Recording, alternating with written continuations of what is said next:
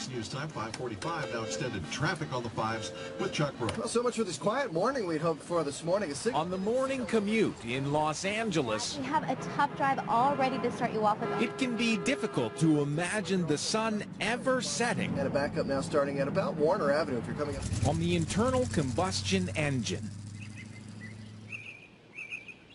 But Chris Payne will tell you appetite is growing for electric cars. We're in the tipping point now. He's best known as director of a biting documentary, Who Killed the Electric Car? I wasn't really a car guy ever, but I was really into cool technology. Back in the 90s, he drove a General Motors EV1, the first mass-market electric car. It held the promise of an oil-free future. But GM concluded it was losing money on the EV1 and destroyed them all. Chris Payne was incensed. I don't imagine there's very many EV1s left that haven't been crashed out. It's pretty sad. Payne blamed car manufacturers, oil companies, and the California government for killing the electric car. I drove that car for about 5 years. In the process, I became kind of committed to why this technology is good and is going to roll forward in the future. This is the garage where we keep the electric cars.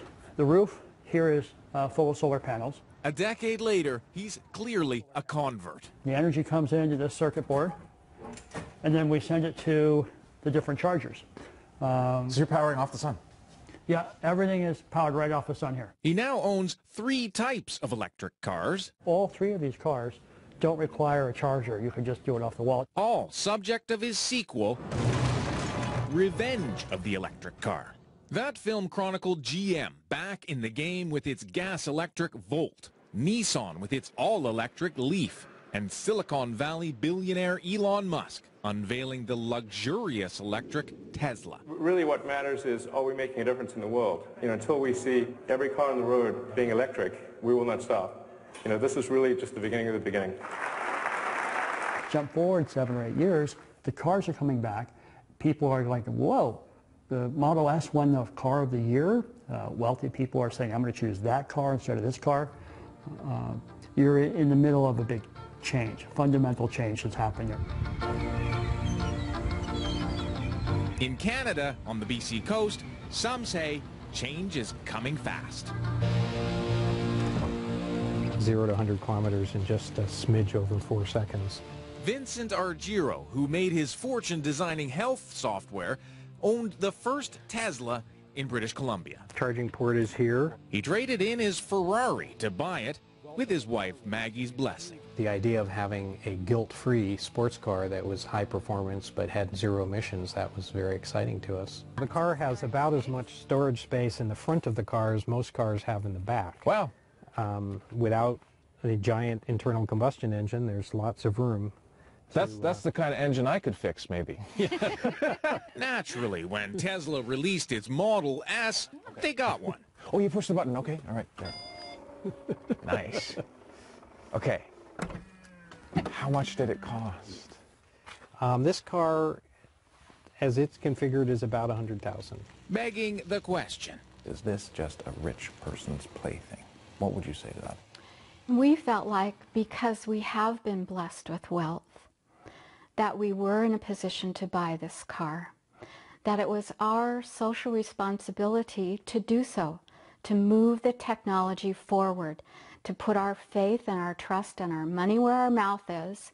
If you really want to get rid of petroleum products, then find a way to buy one of these cars and stop talking about it. In fact, Tesla owners can't stop talking about them. The thing took off like a rocket. It was so awesome. You can go as fast as you want. You can go as far as you want. I'm buying into a dream. Turning Tesla into stock market darling with lofty promises to put gas stations out of business. Even car reviewers are raving. This car performs better than anything we've ever tested before. Let me repeat that. Not just the best electric car, but the best car. I'm really surprised to be hearing myself say this because I'm a gasoline engine guy, but you spend a little time with a powerful electric motor car and it's pretty convincing. Impressive, yet not enough to convince this car reviewer. You can take a gas car anywhere and find fuel. If it breaks, you can find somebody who can fix it. Having an electric car is sort of like being the first gasoline car driver back in 1907. You know, it's an adventure when you go on the road. You have to plan, and you call ahead and make sure that thing's still there, and carry some extra, you know, sleeping bag and some food, because you may be on the roadside overnight if you're not watching. It pains John Odell to say that. He reviews green cars for a living, like this one, an electric Fiat sold only in California. He himself owns 2 electric cars, but they've got to break through, in marketing terms, it's called the valley of death. You have a new technology that you're marketing. It's always gobbled up enthusiastically by the early adapters who, you know, have an eye on that. And then you have this great valley of death that you have to get through to go from the early adapter to the early majority, where sort of mom and pop starts buying. And moms and pops who only own 1 car still have range anxiety. Tesla may offer an impressive 370 kilometers on 1 charge, but the more affordable Nissan Leaf, only 120 kilometers. The fear of running out of juice is real, because charge stations are still few and far between. Plus, at a park and plug like this, it takes 4 hours to fully charge. So you don't buy the claim that gas stations are going to be a thing of the past and we're going to see plug-ins on every corner? No, I don't. I think the gasoline engine is going to be here in large numbers 25, 30, 40 years from now, unless, you know, we simply run out of gas for either geopolitical or economic reasons. Chris Payne likes to say fear of change disappears once someone test drives an electric car. Once people do it, they become like holy warriors. But he knows North American buyers aren't stampeding to electric car showrooms. Fewer than 3,000 EVs and plug-ins were sold in Canada last year, less than 0.2% of auto sales. In the U.S., about 50,000 electric and plug-in hybrids were sold last year, a mere 0.6% of auto sales. Why? Oil still rules. Just 5 minutes from Payne's home, the largest urban oil field in the U.S., newly invigorated thanks to fracking. I wanted to bring you up here because it really does suck. They're sucking up fossil fuels from the center of Los Angeles when we have all the power we need coming down from the sun on millions of roofs that could be powering all the electric cars here. Whether it's tar sands or going back to these old oil fields and fracking from them in the middle of a very populated area, it's old-time thinking, and it's not thinking what we can be doing. What were you driving before? I was driving Prius. A Prius? Yes. And you like this one better? It's for green. It's good for the earth, right? And you don't smell gas. Enter Paul Scott, the top salesman of Nissan Leafs in California. I love talking to my customers and Leaf drivers in general because they all understand it the way I understand it. He's a lifelong environmental activist who fought long for electric cars, then signed up to sell Leafs for Nissan. You could be retired right now. Why the heck are you selling cars? You know, it's important because transitioning from internal combustion to electric solves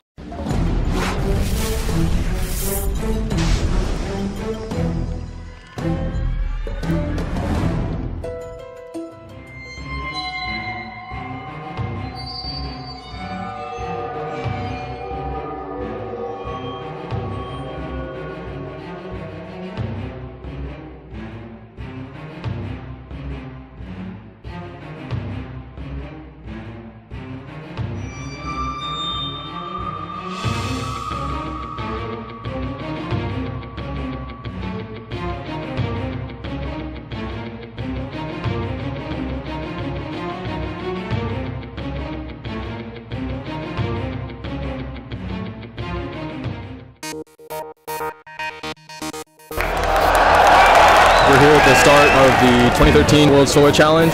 None of us have slept all night, waking every hour in anticipation of the day. For the next couple of days, our team will be driving around 2,000 miles across the Australian outback.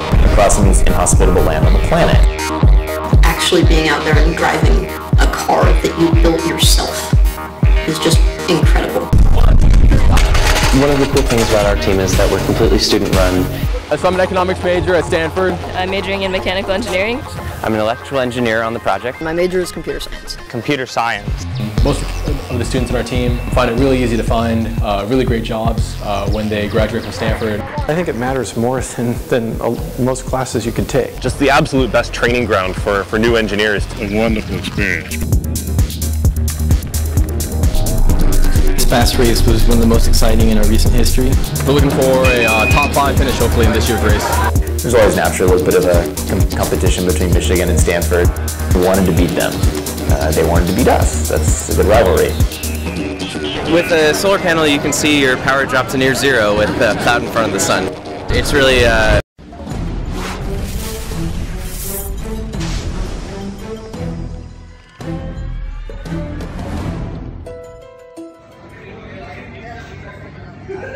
The new Ultramil.